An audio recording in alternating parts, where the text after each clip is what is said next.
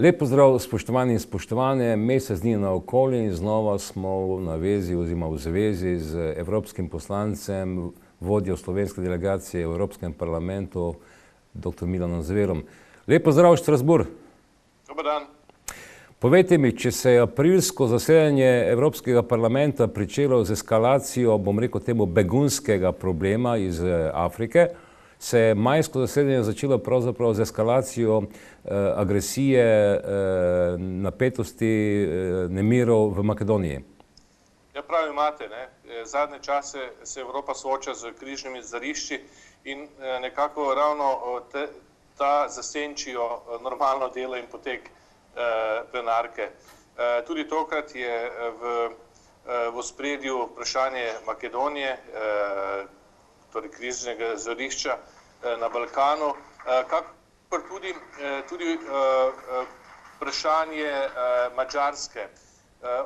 Kdaj pa kdaj leva stran parlamenta poskuša napraviti kakšno politično zgodbo o vladah, ki niso levo usmerjene, in Madžarska je zdaj že petič na tapeti in evropski poslanci oziroma leve politične skupine so uspele postaviti to temo na dnevni red, kar je težko. Recimo mi težko sami predlagamo nekaj in potem uvrstimo na dnevni red, zato ker o dnevnem redu odloča konferenca predsednikov. No, zato je spet Madžarska bila na dnevnem redu, premijer Orban je moral priti sem se tukaj zagovarjati, ampak najprej o Makedoniji.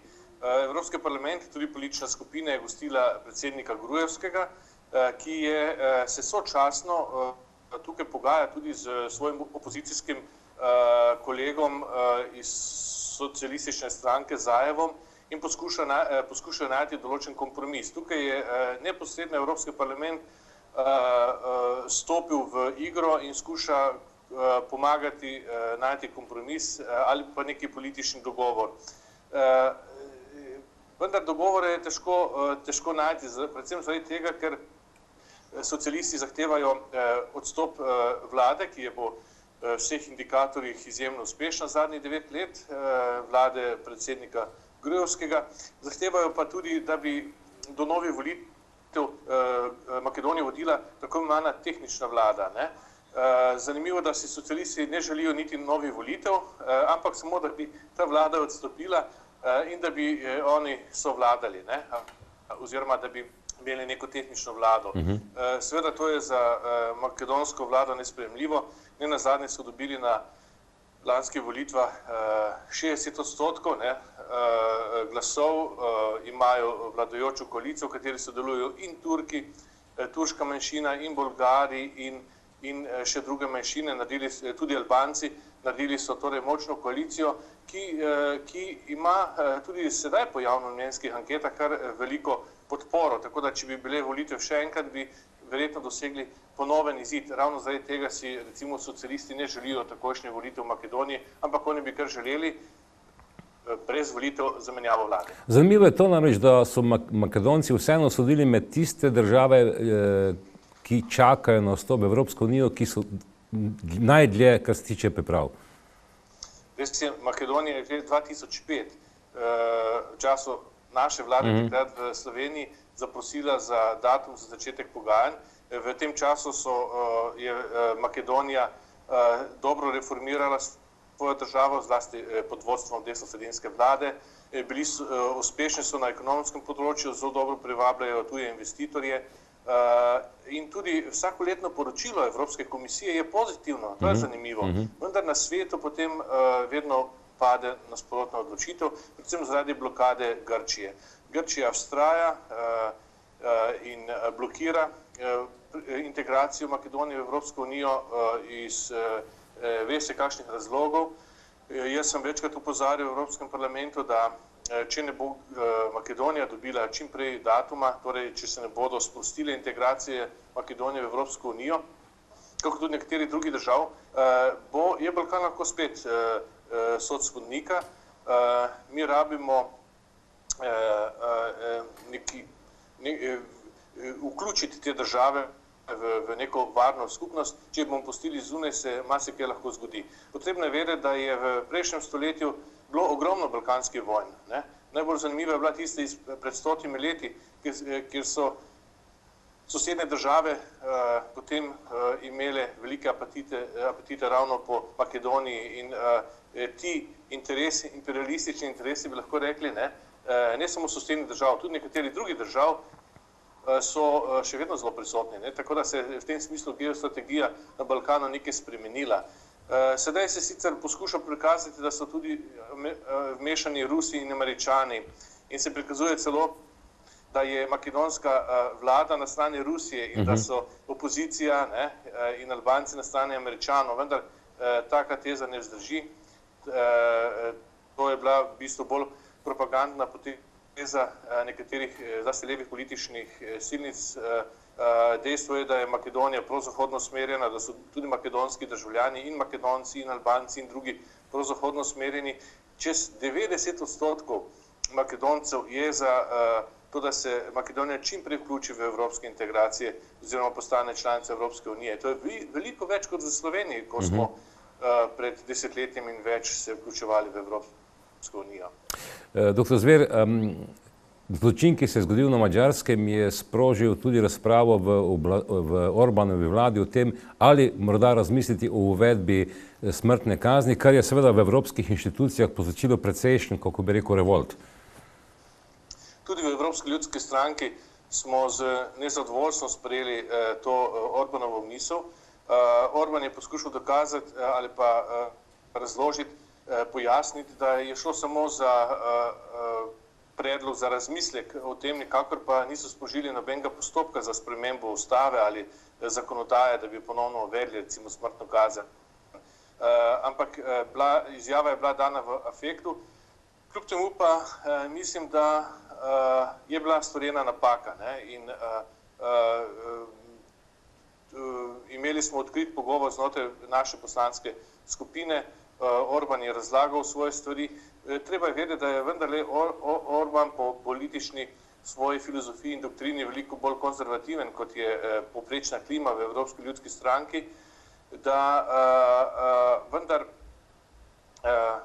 se zavedamo vloge Fidesa pri demokratizaciji Madžarske pred 25 leti in tudi uspešne vlade, ki jo imajo sedaj. To je država, ki izvaja temeljite reforme in vzpostavlja vladavino prava in tudi demokracije in tudi posluša evropske namige, priporočila, popravlja situacijo, če naredijo kakšno napako. Tako da bi težko rekli, da je Fidesova vlada protievropska ali pa ne dovolj evropska.